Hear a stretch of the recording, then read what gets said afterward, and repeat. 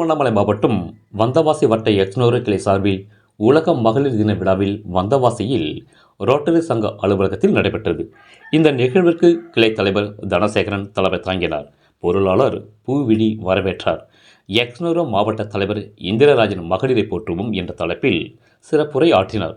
சிறப்பு அழைப்பாளர்களாக Cheyyar sub collector Ambika Jain, sub court judge Saranya, ஓய்வு பெற்ற இணை இயக்குனர் சாவித்திரி ஆகியோர் பங்கேற்று சாதனை பெண்களுக்கு விருதுகள் மற்றும் பரிசுகளை வழங்கினர்.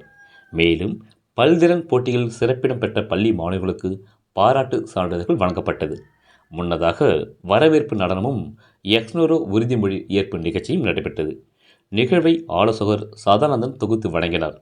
இறுதியில் வந்தவாசி வட்ட கிளை எக்ஸ்னோரோ செயலாளர் வினோத்குமார் நன்றி கூறினார். ரேட் நியூஸ் தமிழ் செய்திக்காக திருவண்ணாமலை மாவட்ட செய்தியாளர் குப்பன். செய்திகளை உடனுக்குடன் தெரிந்து கொள்ள ரேட் நியூஸ் தமிழ் சேனலை சப்ஸ்கிரைப் செய்யவும்.